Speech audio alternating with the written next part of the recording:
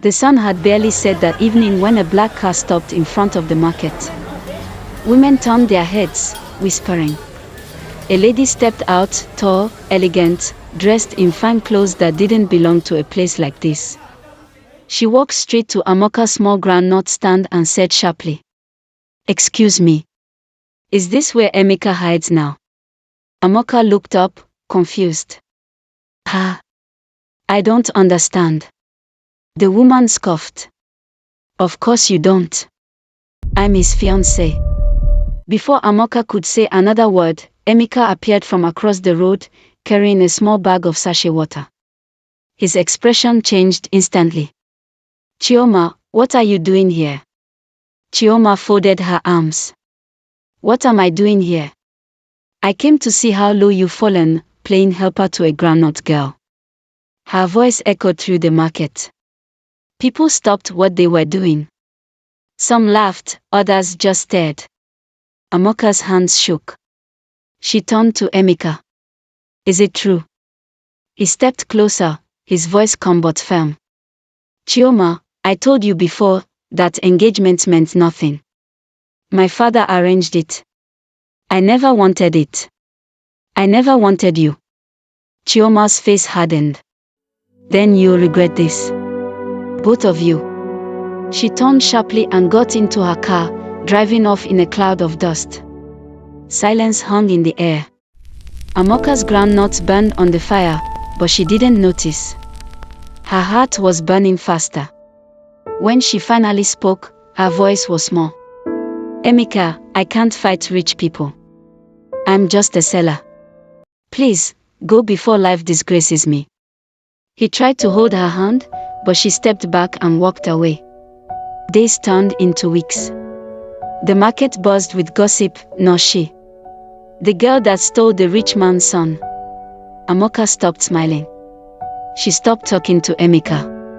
She buried her pain in work. But Emeka never stopped coming. Every evening, he sat quietly near her stall, reading a book while she sold her groundnuts. He didn't beg. He didn't explain. He simply stayed. And slowly, his silence began to speak louder than the whisper. One evening, under the mango tree by the stream, she finally spoke to him. "Aren't you tired?" she asked. He smiled softly. "Love doesn't have an expiry date, Amoka."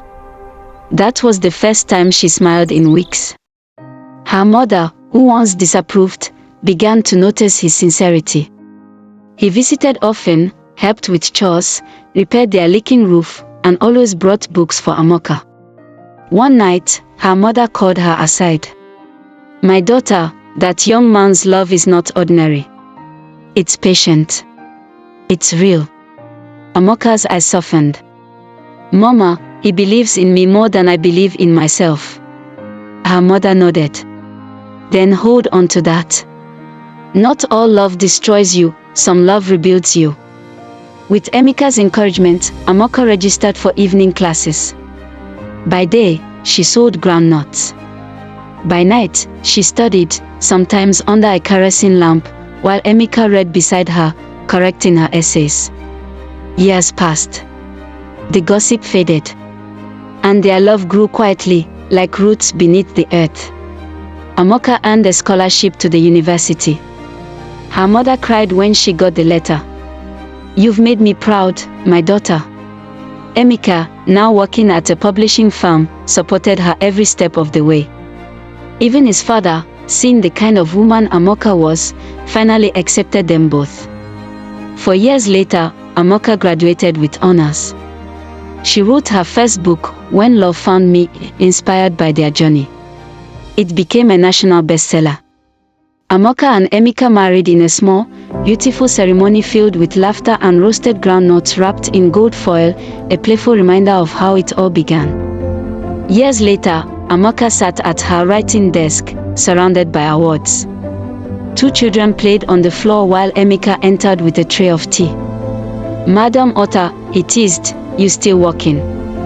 The publishers might soon beg you to slow down." She laughed softly. "If I rest, who will teach the world that love isn't luxury, it's patience, sacrifice, and faith?" He smiled, kissed her forehead, and turned to their children. Go greet Grandma on the call.